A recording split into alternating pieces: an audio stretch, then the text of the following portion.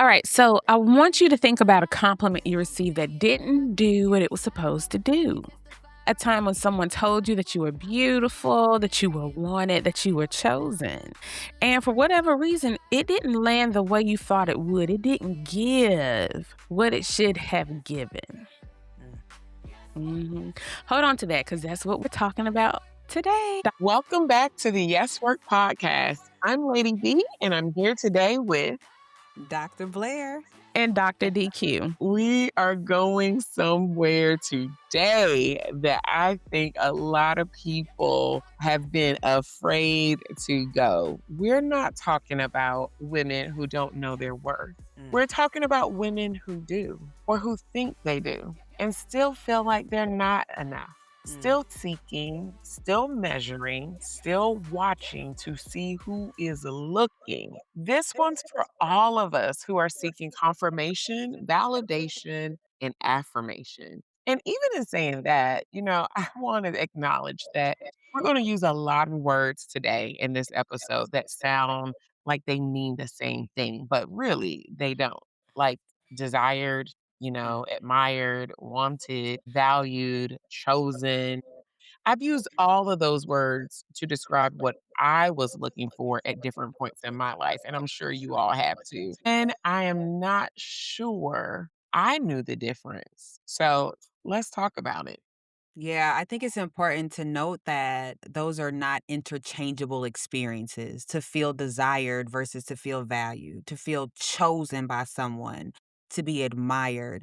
They don't feel the same, and they don't feel the same in your body, and they don't do the same work for your soul either. And I think that's where a lot of loneliness lives. It lives in this gap between how much people want you and how little of you they actually have seen.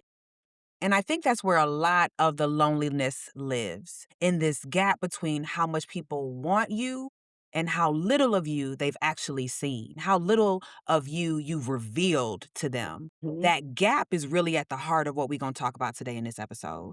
Because when we think about it, our deepest desire, whether you may realize it or not, is that we want to be fully known and fully accepted and seen and appreciated by people. And that truth finds its home in God and only in God. So we're going to spend this whole episode, baby, in that gap. And we're going to get personal like we normally do. Y'all should be used to it. Come on, sit with us, vibe with us for a little bit.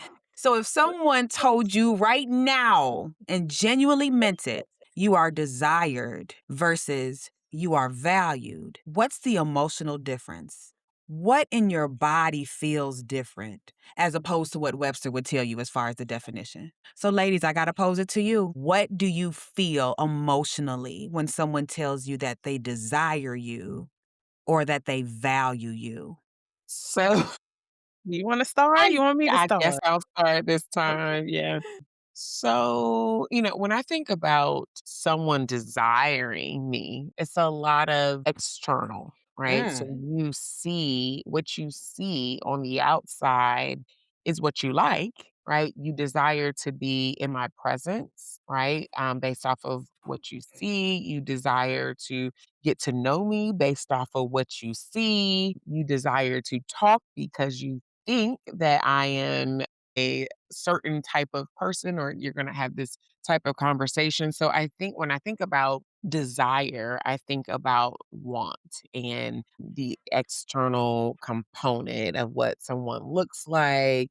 And the other piece was Value. What value. emotion comes to mind when you think of someone saying, I value you? Let me bring it back. Have either of you ever had someone say that to you? Like, I value you. Not I value your contribution to the team, because I think we've all heard that. But Mhm, like, I value, like, I value you. mhm. Oh, that's deep. Yeah, that is deep. It's deep. I think when someone values me, and yes, I have heard that statement, it makes me feel great. It makes me feel like I am worthy of X, Y, and Z, whatever, they associate it with. In some of the spaces, I've heard it from my family, my husband or at home or something like that, that I'm valued. So that's nice, right? Everybody wants to be valued as a mother, as a wife, as a Mm. contributor, provider at home, or any of those things. So I appreciate that. But I think outside of the home, to hear that you're valued. I've heard that in leadership positions within ministry. And I think that a lot of that speaks to character for me, right? It Oh. speaks to my personality. You have to get to know me, Mm. right? You have to, it's not necessarily what's on the outside. You have to really get to know me to know my worth or to know that I'm valuable in that particular That's area good. or setting that they are speaking of. So that's my take. Come on, So, Dr. DQ. Give it to us. well, similarly, yes. So I don't vividly recall being told that I value you. It's very much so value what I do, what I Mhm. bring, the contributions, the work and handling things and taking care of things and all of that. So when I hear valued, I think just about those things, honestly, because I'm bringing something to the table. I'm bringing something to the project, or I'm bringing something to my household or to my family and to my family's lives. But of course, when I think about desired, first of all, I only expect to hear that from husband. If I hear it from somebody else, maybe that might be a little weird. I don't know. I don't That's know. real. But at that point, it's kind of like, well, I desire to be in your space and in your presence and just Mm. Mhm, around you mhm, because it's not necessarily what I am contributing. It's more so like maybe the peace that I might bring or the sense of ease that I might bring to the situation or to the relationship. So that's kind of what those two words mean for me and how I respond. So I feel like if I heard desired anywhere outside of my marriage, baby, this might be a Title IX situation. I don't know. Okay. Talk Where's the about it. ER office? Because this isn't okay. Yeah. That's real. And I wrote down, I feel like desired is a term that I associate with like it's sexualized. It's Mhm. if anything, that word is more uncomfortable to me than, someone saying like I mm, value you. Um and I think that when I think of desire, I think of more on an individualized basis, right? It is your opinion and maybe I mean I've read books where they're like, "Oh, I desire your mind and to be in your presence," things like mhm, that, and it's like, "That's weird." And to me, I like, you also can desire things, right? Like, I Yes. desire a certain type of job, or I desire to go on a shopping spree. I desire to Yeah, run a this lot, or right. lifestyle or Yeah, something. right. Yeah, but Yeah, when you talk about a yeah. person, It's and I think there's probably a lot of unpacking we can do with that, but yeah, it just feels a yeah. bit uncomfortable to me. Whereas with value, I associate that with more so the collective, that they've looked at me or seen something in me or heard something that then creates a level of impact that they can recognize that I have. So therefore they Mhm, value that. So it's a bit mhm, more far reaching than just like this individualized, it's coming directly from this person, they desire me.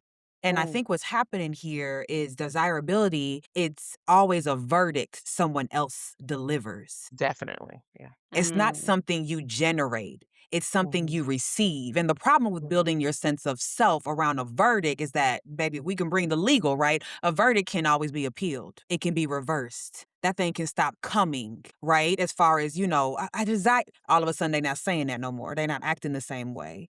Whereas being valued, that's more so relational. That's someone actually knowing what you bring and hallelujah, and choosing you because of it. Have a moment. Well, I don't know though, Mm, because now let me make sure I'm hearing you right. So you saying desirability is a verdict that someone mhm. assigns to you.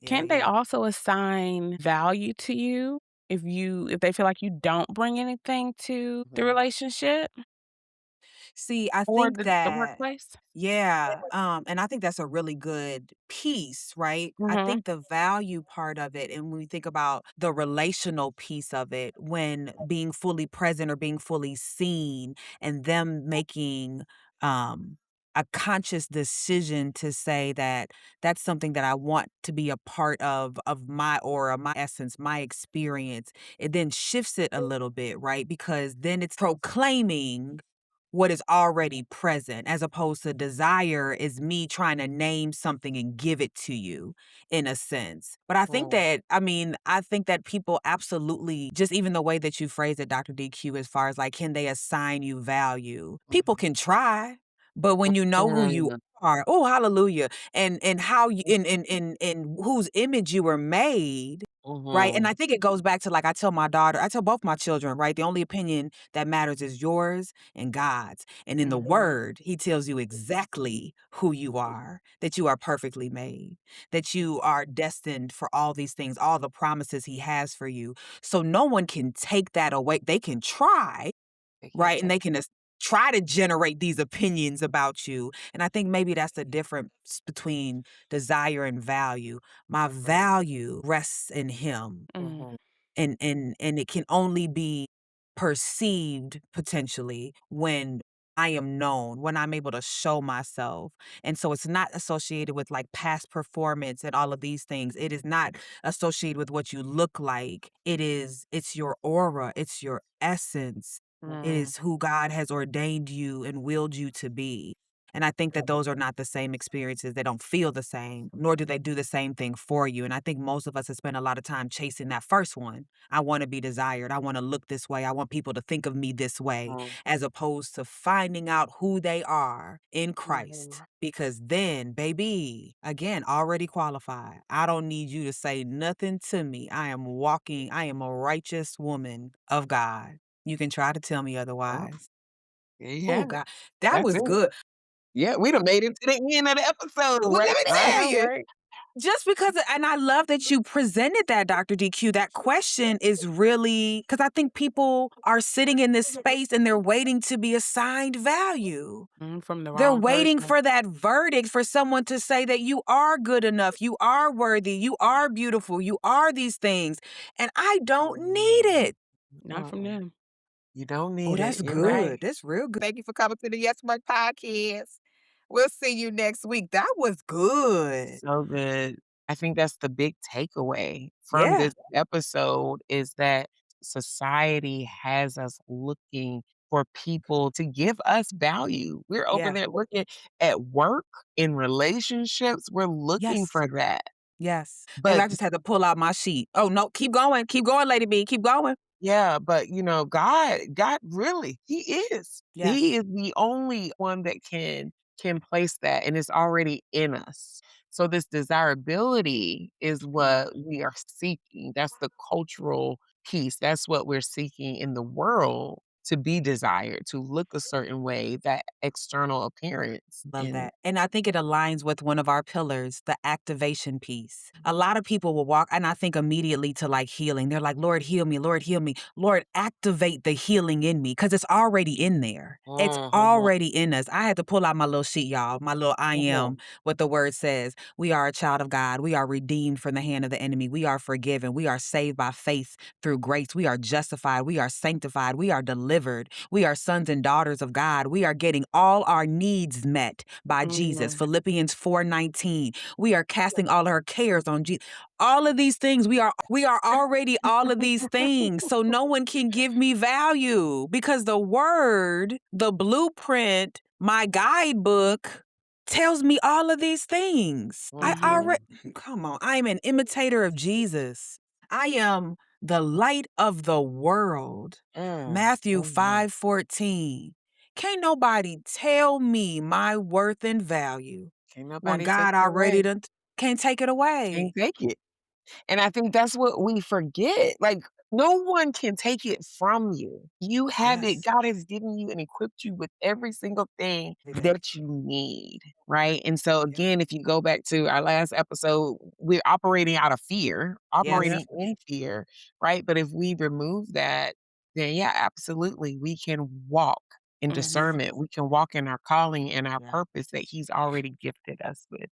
Mm. To add to that, walking in fear, and people are also walking in the unknown. If you don't know who you are, if you don't know what the word says as far as who you are, then you don't even have any idea as far as Mhm. how you're supposed to be walking and what direction and how people are supposed to regard you and how you're supposed to show up. And baby, if I don't know that I am these things, Yeah. how can I behave in a way that then demonstrates that I am these things? Y'all better get in this word. I'm not playing with y'all.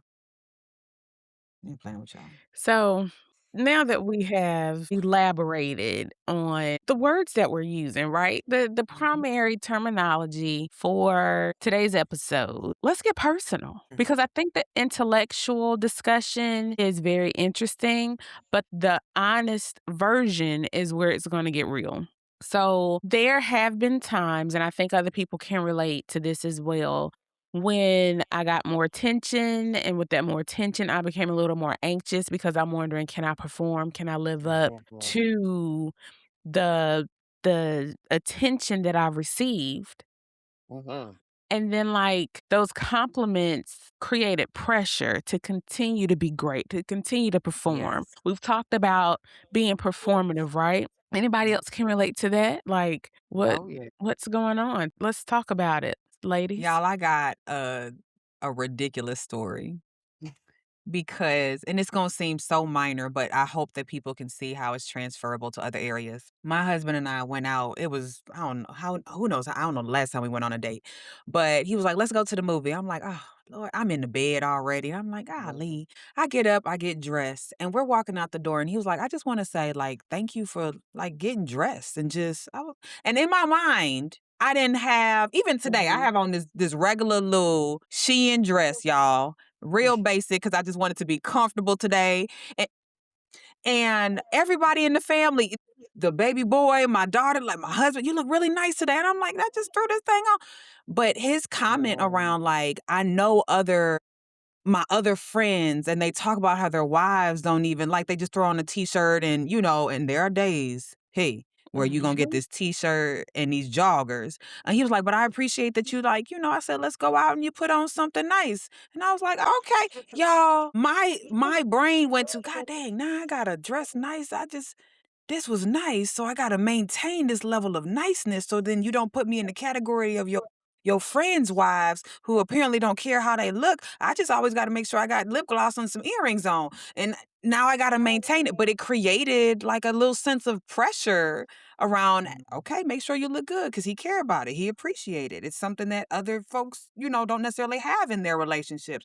So that again, small, funny story, but like it was real. And now I Yeah. put on heels when I go to get gas. I don't, but Love Girl. it. but I About to say you in the league of your own. Right. And I love that story, and I'm just gonna add a little piece to that because my husband and I were recently having a conversation about men and women and their appearances and how many of them show up. There's like a certain look or to certain women or men, and they just show up in a space, right? And they look like you think to yourself like, who is this man? Or Mm, who is that woman, right? Just because of the way that they walk in. And our conversation went into like, do we just find, are they just attractive or mm, are they confident. pretty? Are they Yeah, confident? Like, what is it? Right. And we started, because we weird like that, but we started going I love it. pictures and stuff like of other people looking like, "Oh, does she got it? Is that what you're talking about?" Like, and it's like Mm, we got to the point where we realized what it is that that person is intentional. mm, Mm, And there are times like when you went out with your husband, right? You have to be intentional from head to toe. And yeah. yes, confidence speaks. Your hair, all of those things speak when you go into a room. But ultimately, there's so many of us who are not intentional when it comes to, Mm, okay, I want to look this certain way. I want to portray this. This is the message that I am sharing, or mhm. I'm sharing with the world when I go out, right? So, yeah. what are you putting out there? What are you advertising? And it just came to this conversation, and we talked about intentionality behind how we show up in a space and Yeah. what that looks like and how that influences and impacts other people. So that just goes back to what you're saying. I actually thought you were gonna go down the route of how men have a different standard than I think Mm, women do because the mm. dad bod,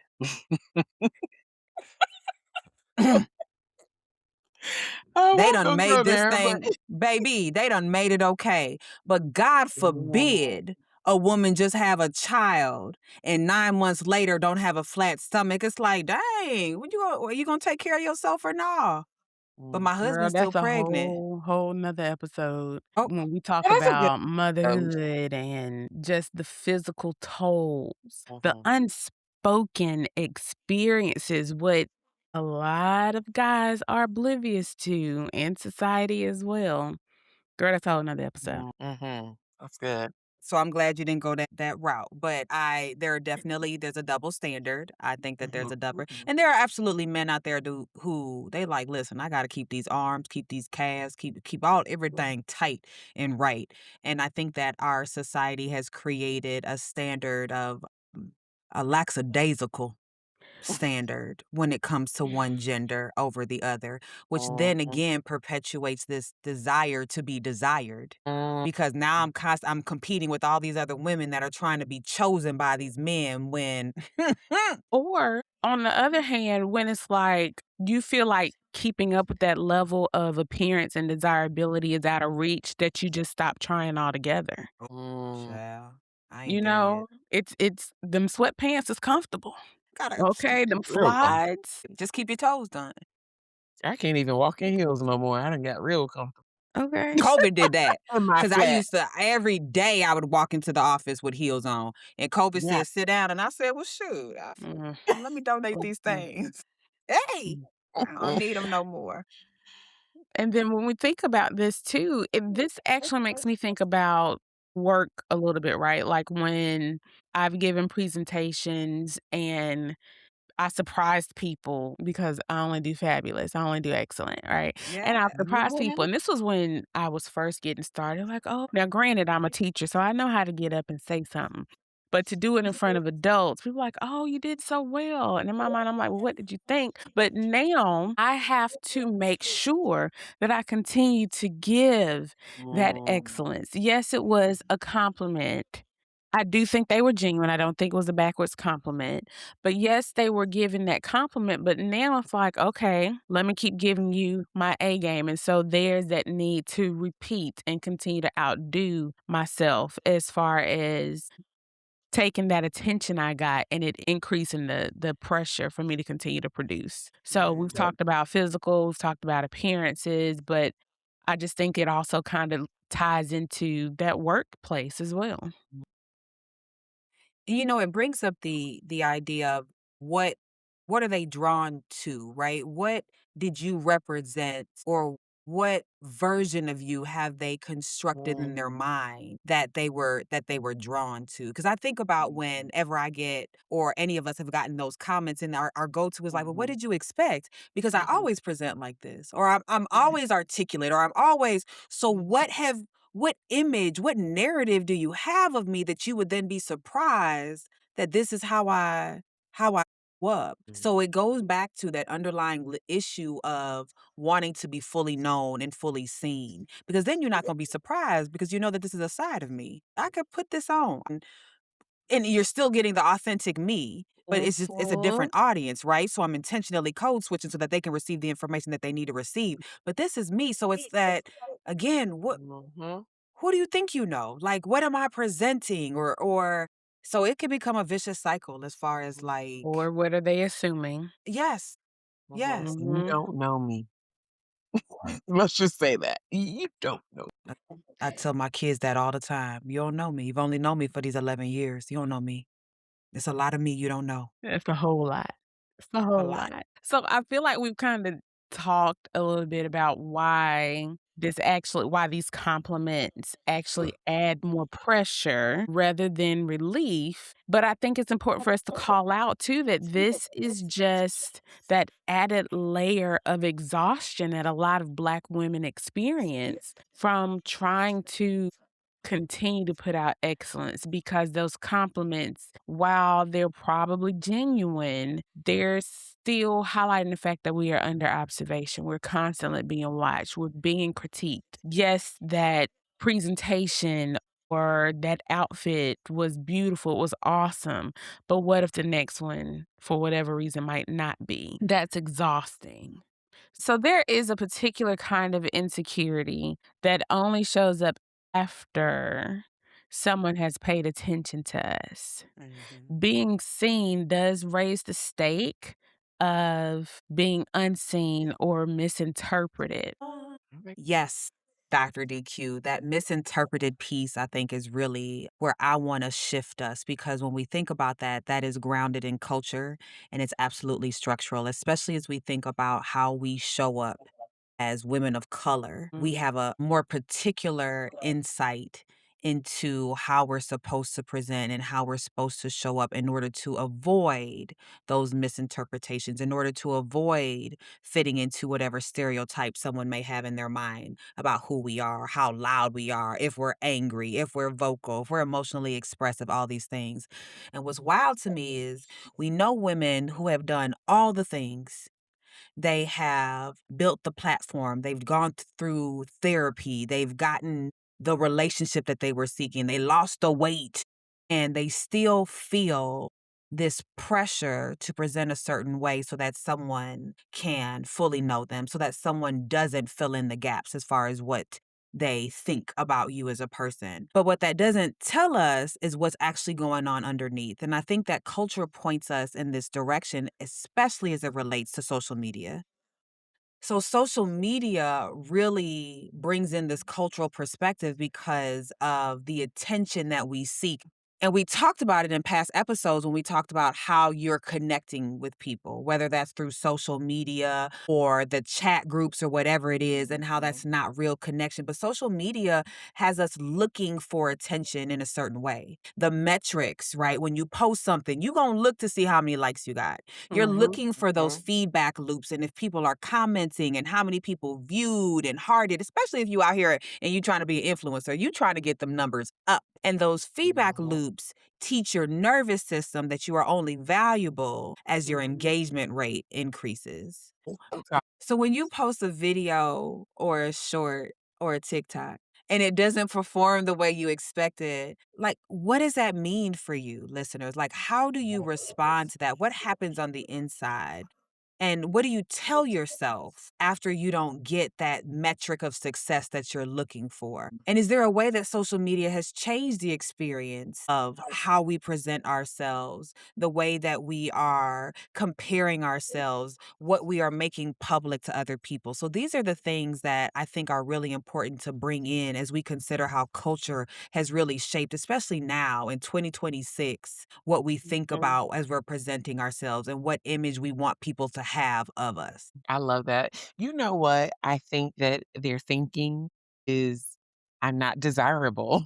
Mm, Like I am not looking the way that these other people who have many followers are looking. yeah. They're comparing themselves. And you know what? Because I started to think as you were talking, I'm like, am I thinking that? Because, Mm, recently we all know, like we've all started to kind of post a little more on social media I am not there with the followers, and I have definitely asked myself, like, "Well, what am I doing wrong?"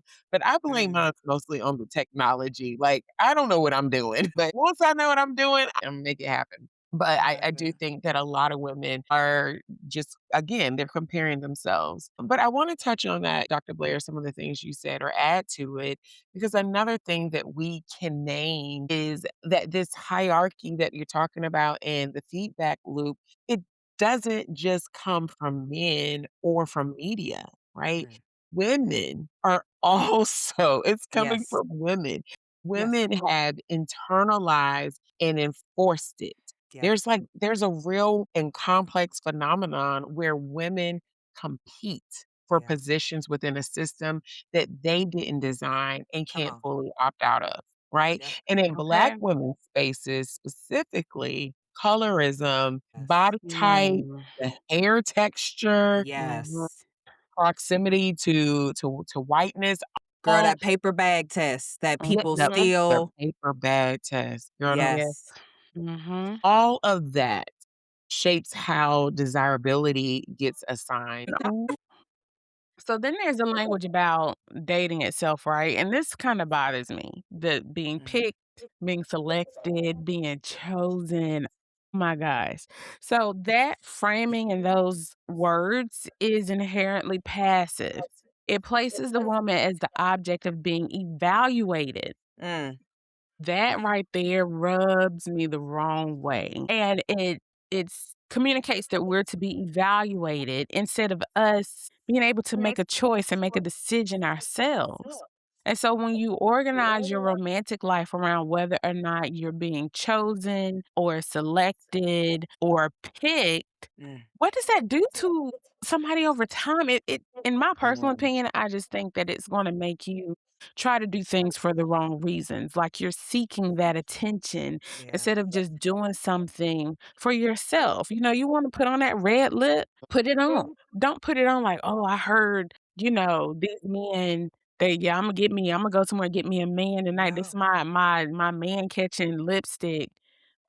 Do it for you. Yeah. Like, I think that that's what society continues to do to women. You minimize us, you make us smaller, Mm. you make what we want not a priority. It almost kinda makes it seem like women, like we can't have our own thoughts and live our own lives and make our own decisions, which is what some people really want, women included, but Yeah. that's what some people really want, and especially if you look at some of the laws and policies that are being reversed and or implemented in the United States, there's a whole agenda to Mm. make women smaller and to make women objects instead of us being the educated, well-spoken, well-producing women that Come we on. are. So that was So a little bit of a tangent, but I just had to chime that and throw that in there. no, that's mm. good. I think that not enough people have the understanding that it's reciprocal. You're gonna choose me and I gotta choose you back. Don't Mm, make the assumption Yes. that I'm automatically going to choose you because you find interest in me. It's a whole compatibility conversation, and do not act like you're my only option. Okay. There's a whole sea out of here. Options. And for the woman out there that's like, oh, but I've been single for so long, go someplace new. Gir You and keep so doing what you're listen, doing, you're gonna keep getting what you're getting. and Go that's someplace new. and that's if you looking, because for some of these women, being single is better than being with the wrong person, and some That's women real. choose. They might have rotations, but they choosing to be single, okay? Yeah. They are. And well, I can tell you if this is that embedded, you have the systemic, the cultural, the generational, mm, then we have to ask ourselves what actually addresses it at the root. mm, Because culture hasn't. And, when we talk about success, that hasn't. Relationships have not either. And I believe that the answer is theological. Nope, not theoretical, y'all. I'm saying theological. So, the Christian framework says human beings are made in the image of God. But most of us have never fully considered what that means for our bodies, our appearance, our sense of worth, because if we are image bearers, then our worth is not located in any other people's verdict of our bodies. well, That is a theological position that we say with our mouths. We confess yes. long before we believe it. Yes. So there's actually one scripture that immediately, comes to mind for me is First Samuel chapter 16 verse 7, and it reads, "The Lord does not look at the things people look at." Thank God. The Okay. Lord does not look Hallelujah. at I know that's right. the Lord does not look at the things people look at. People look at the outward appearance, but the Lord looks at the heart. Wow. Yes. And I think that, love that scripture. And I went to my Bible, and I saw that I had already had it highlighted. So I was Come even on. more excited. I was like, yes. But I think that this is important because the story, and not many people know the story of Samuel, but it starts with Samuel doing what many of us are still doing today. Right. We're looking at appearances. He was looking at who was qualified. He's looking at who was impressive and who seemed like the obvious choice. And God basically had told him that you're evaluated on the wrong scale, Mm. right? How many Mm, of us are out there looking for things and you got mhm. the wrong rubric. What he Come on. drive, how much money he make. How much money he made. Oh, yes. And what's Mhm. interesting is that this isn't it's again, it's not just his struggle, it's ours too. We are living in a culture that is constantly evaluating people. And like we already said and discussed, how attractive are they? How successful? What's in the pockets? How many followers do they have on social media? And if we're not careful, we're going to start using those same measurements on ourselves. And a lot of us have already started to measure ourselves, and started to ask, are we worthy of something? Being chosen, is that enough? Does that mean that we are enough? But really, I am here to tell y'all that God's evaluation system is completely different, and I Come thank on. God for it. Mhm. Yes. Okay, because he is looking at your heart. He's measuring your heart. He's looking at your character.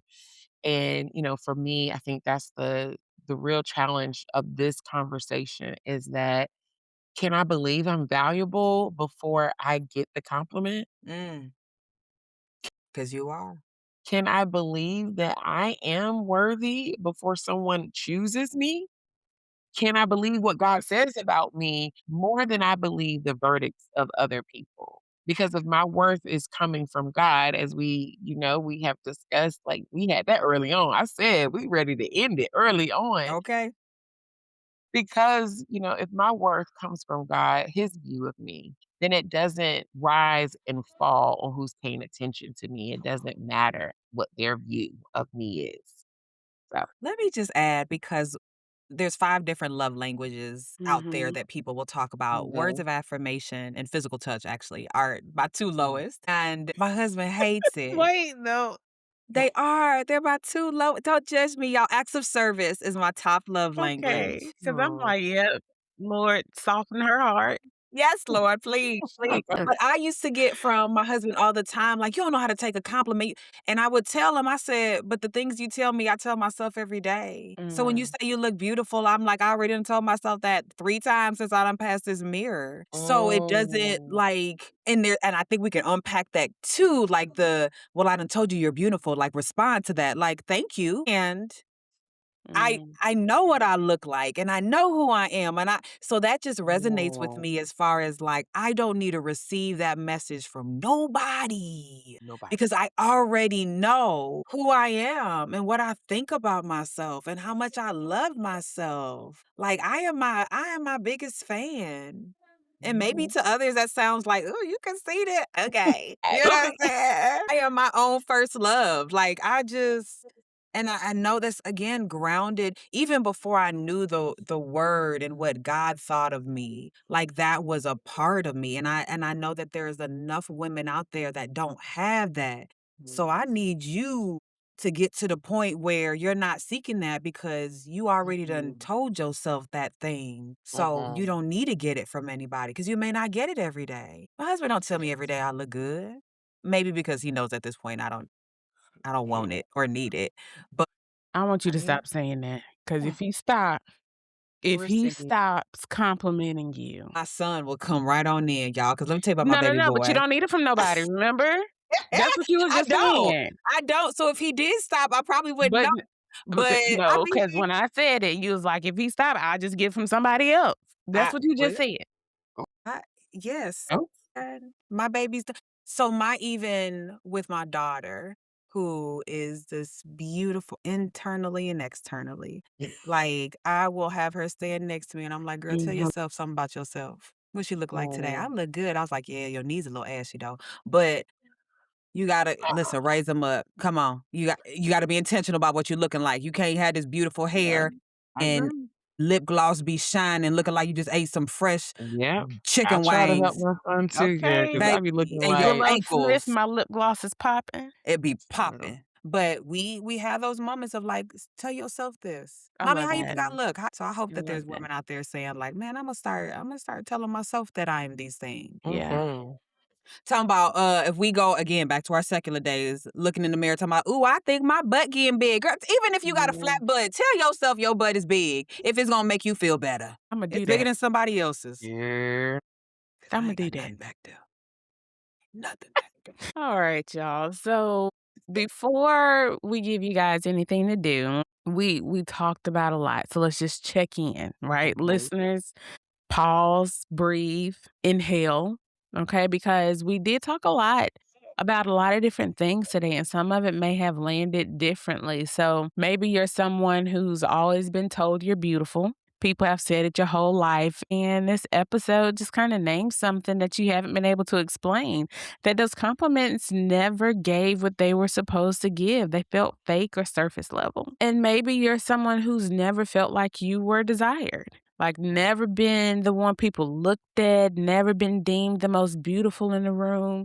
And so for you, this conversation may have been a little bittersweet. Or even maybe you're the person who's in a relationship. You have love. You have a partner. You are chosen, but for whatever reason, maybe you're still struggling. And you've been carrying shame about that because you have what you prayed for. You have what other people want, but for whatever reason, there's still a void. And even maybe you're someone who's done the work. You've done the therapy, the journaling, the affirmations, the prayer, the fasting, all the things. You're on Lady B and Dr. Blair's level. But this episode still cracked something open for you that maybe you thought you had handled, but turns out you might still be a little frustrated. Wherever you are, whatever you're going through, it's okay. Take a deep breath. You're not behind. Just be honest with yourself because that's where that transformation is going to start. And that's where you're going to see that growth and that continued reliance on God to go and trust and listen to what He's told you about yourself according to His word. This is what we want to leave you with. The verdict belongs to God, not to anyone else. That's the theological reality.